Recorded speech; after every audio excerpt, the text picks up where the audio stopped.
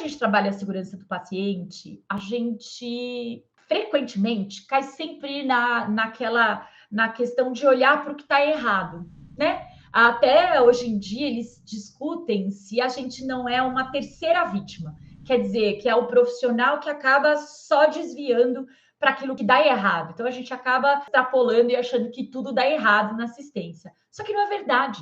Na maioria das vezes, graças a Deus, tudo dá certo.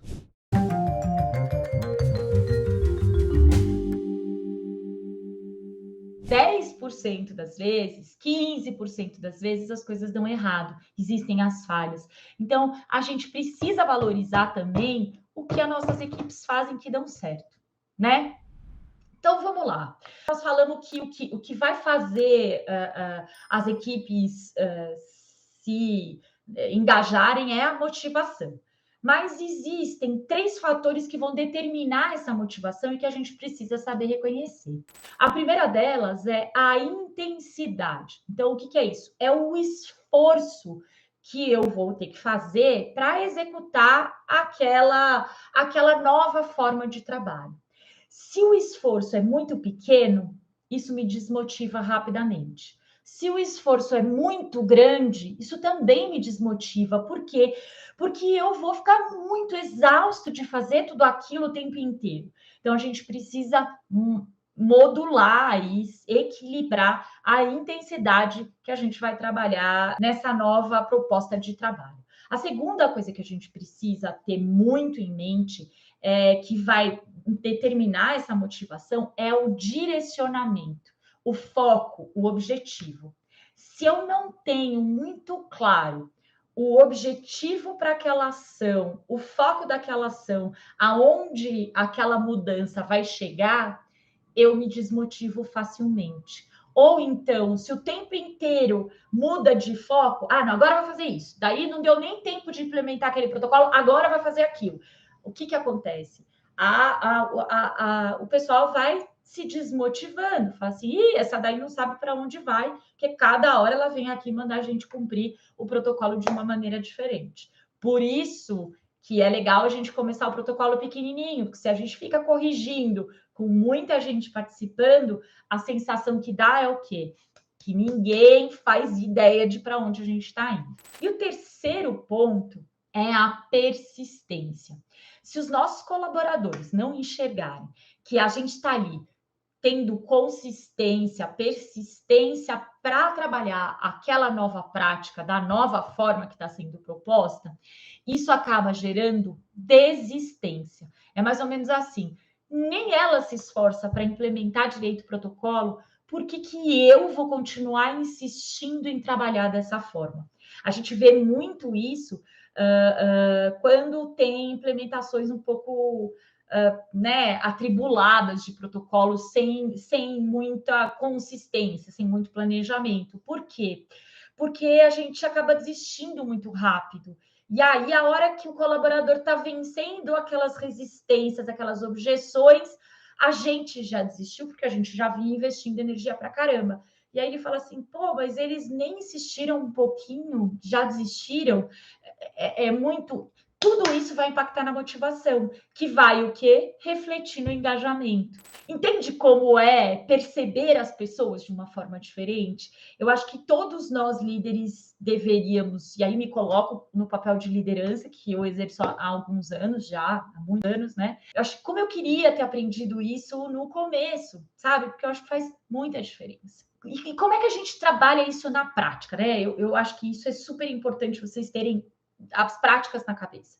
Primeiro, a gente precisa promover a interação da nossa equipe além do ambiente de trabalho. Sabe por quê? Porque a equipe precisa ter mais intimidade, eles precisam se sentir, eles precisam confiar mais uns nos outros.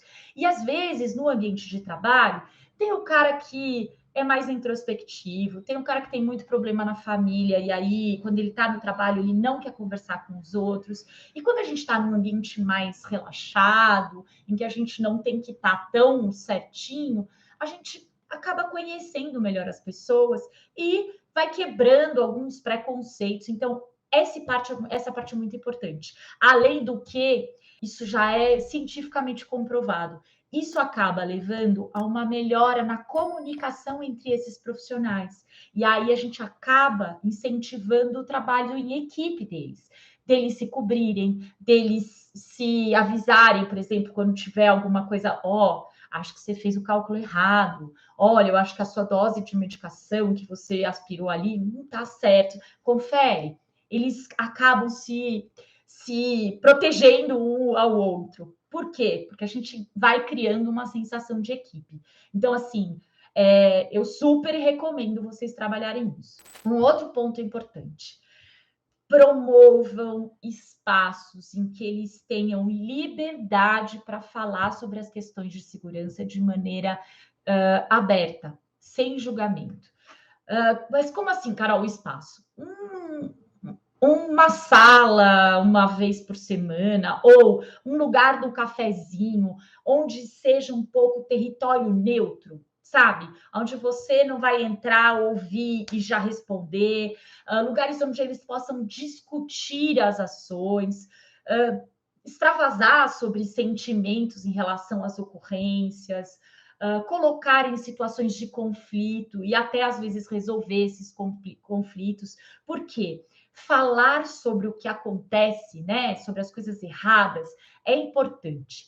Gente, nós, os seres humanos, qualquer um que erra, a gente aprendeu que errar é errado, que errar precisa de punição. E não é assim, tá? O errar, a gente precisa entender que o sistema que a gente trabalha, ele é planejado para dar exatamente o resultado que ele dá. Então, se as falhas estão acontecendo, é porque existiu uma cascata de falhas, um monte de fragilidades de barreira que se alinharam e que acabaram gerando aquele dano no paciente. E o nosso colaborador está no meio disso. Não é que a gente tem que passar a mão na cabeça deles, muito pelo contrário. Agora, a gente precisa responsabilizá-los e não culpá-los. Quando eu vou lá e advirto um profissional porque ele trocou uma ampola de NaCl por uma de KCl e o paciente foi a óbito, eu estou o quê? Dizendo para ele que aquilo é inaceitável. Mas vamos lá, estava separada? Essas ampolas estavam separadas? Elas estavam com identificação de que são medicações de alto risco? Elas tinham acesso controlado? Então, se nada disso estava vigente, eu não posso dizer que a falha foi só dele, porque existem uma série de recomendações de segurança que precisam ser cumpridas muito antes disso. A gente precisa desenvolver a nossa equipe para que ela vá ganhando autonomia.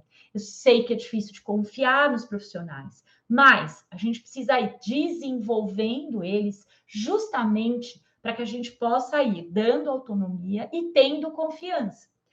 Acontece que o líder, não é que eu vou dar autonomia e dizer assim, vai, tá, te vira.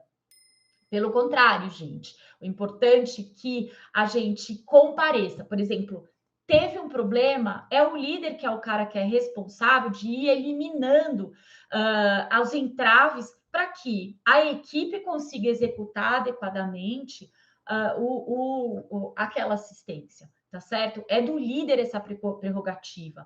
E outra, é liderar pelo exemplo. Então, se você quer que ele seja cordial, você não pode ser o cara que vai lá e vai destratar o paciente. Se você quer que ele cumpra um protocolo, você não pode ser o líder que vai lá e viola aquele protocolo, entendeu? Você precisa cumprir. A cultura justa é você valorizar e elogiar e destacar o comportamento esperado e deixar absolutamente claro, objetivo e direto aqueles comportamentos que são inaceitáveis. E como é que a gente faz isso? Identifica rápido que é uma violação e vai lá e aí você adverte rapidamente. Você não vai esperar um mês para advertir o cara. Você vai chegar lá no dia seguinte e você vai adverti-lo. Agora, se houve um esquecimento, se houve um erro de compreensão, não vale você ir lá e advertir o cara. Isso não vai gerar benefício para ninguém.